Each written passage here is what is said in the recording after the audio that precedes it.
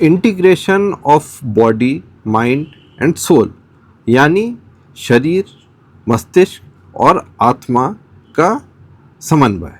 यहाँ ओशो एक बहुत ही महत्वपूर्ण चीज़ कहते हैं। आमतौर पर हम यही सुनते हैं कि हम शरीर नहीं है, हम आत्मा है।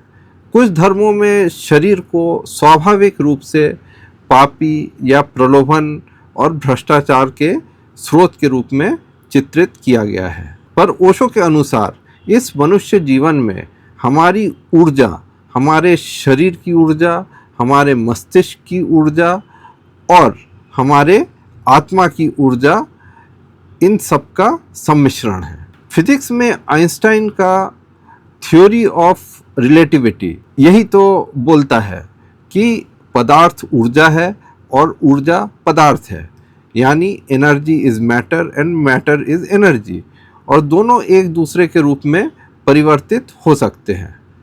अगर हम शरीर को नकारेंगे तो ना सिर्फ हमारा ज्ञान अधूरा रहेगा, बल्कि शरीर के बिना हमारा मेडिटेशन भी अधूरा है। और इसलिए हमें शरीर, मन और आत्मा का सामंजस्य रखना पड़ेगा। हम अपने जीवन में इनमें से किसी को भी नकार नहीं सकते हैं। जब यह तीनों सामंजस्य में रहते हैं तभी हम स्वस्थ रह सकेंगे। मेडिटेशन में एक जगह चुपचाप बैठ जाना सबके बस की बात नहीं है। मेडिटेशन के लिए शरीर और दिमाग दोनों को ही विश्राम देना पड़ता है।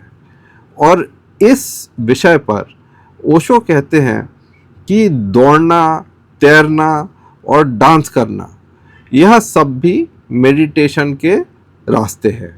अभी कुछ दिनों पहले मैंने ओम स्वामी की पुस्तक माइंडफुल टू माइंडफुल पढ़ी थी।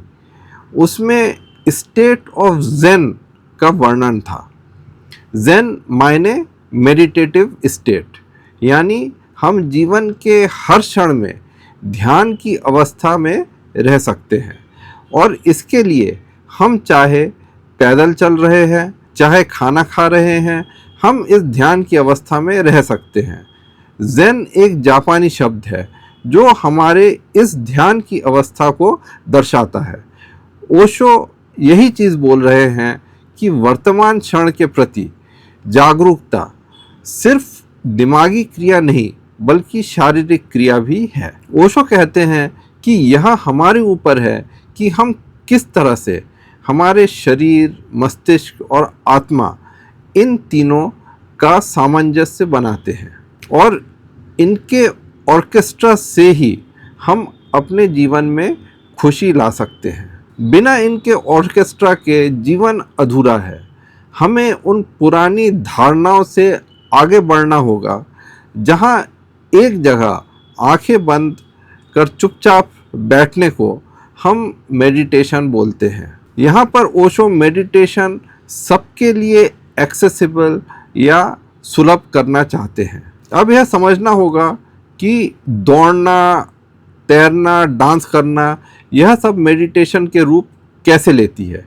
तो इसका मापदंड है कि आप यह सब कितने तल्लीनता से करते हो। जब भी कोई काम तल्लीनता से किया जाता है वही मेडिटेशन है।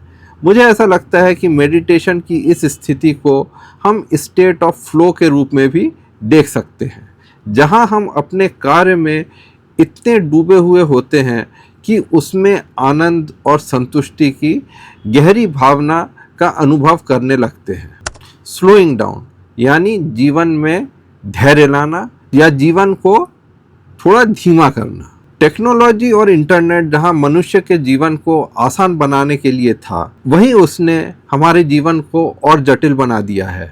हम हर समय किसी से मैसेज आने का इंतज़ार करते हैं, किसी को क्या जवाब में लिखेंगे उसकी चिंता करते हैं।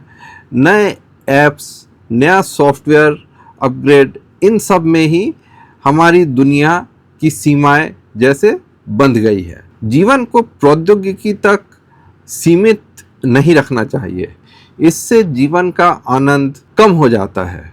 ओशो कहते हैं कि भविष्य को भूल जाओ क्योंकि उसका अस्तित्व ही नहीं है।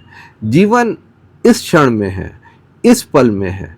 अपना फोकस बाहरी वस्तुओं और लोगों पर ना रखकर स्वयं पर रखो। जीवन की बाहरी वस्तुएं हमें उलझाती है। हमारा काम है कि हम अपने जीवन को सुलझाएं। हम अपने जीवन को इस पल में रहकर सुलझा सकते हैं। यह हम सुलझा सकेंगे जब हम अपने जीवन में थोड़ा ठहराव लाएंगे। सिर्फ दौड़ते रहने में, लक्ष्यों का पीछा करने में जीवन की खुशियाँ नष्ट हो जाती है।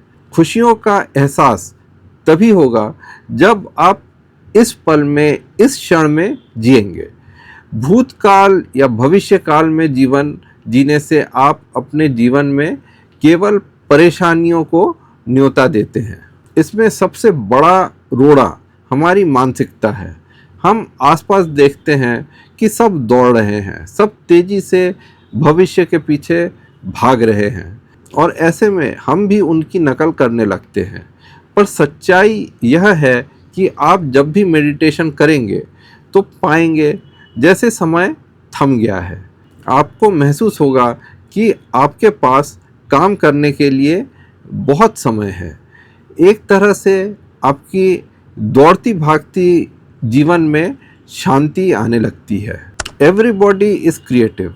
हर व्यक्ति रचनात्मक है। हम समझते हैं कि रचनात्मक होने के लिए कोई विशेष योग्यता या क्षमता होनी चाहिए। हम समझते हैं कि रचनात्मकता पेंटिंग, पोएट्री या डांसिंग जैसे कार्यों में है। पर अगर आप इसको दूसरी तरह से देखो तो घर में जो रोज़ खाना बनता है तो खाना बनाना भी एक रचनात्मक कार्य है। जो पुलिस वाला कोई अपराध के केस को सुलझा रहा है वह भी एक रचनात्मक कार्य है। अगर आप अपने मित्रों के साथ मिल रहे हैं तो वो भी एक रचनात्मक कार्य है। अगर आपके मुंह से कोई उलट पुलट बात निकल गई तो आपके मित्र भी आपसे बात करना बंद कर देंगे। रचनात्मकता हमारे जीवन के प्रति एक नज़रिया है। यहाँ तक कि अगर आप शांति से एक जगह बैठे हो वो भी रचनात्मक है। आप कितने प्यार से कोई काम करते हो, कितने समर्पण की भावना से उस काम को कर रहे हो और कितने मज़े से वो काम कर रहे हो, रचनात्मकता इसी में है। पर जब हम उस काम में महत्वाकांक्षा और अभिलाषा जोड़ देते हैं तो रचनात्मकता ख़त्म हो जाती है। ओशो बोलते हैं कि आपके हर एक्शन में रचनात्मकता होती है और इस रचनात्मकता में सकारात्मक और खुशियों भरी जीवन की रचना की जा सकती है। और जीवन के प्रति ऐसा दृष्टिकोण लाने में मेडिटेशन हमारी मदद करता है। अपने विचार कमेंट्स में ज़रूर लिखें। इस प्रस्तुति को देखने के लिए धन्यवाद।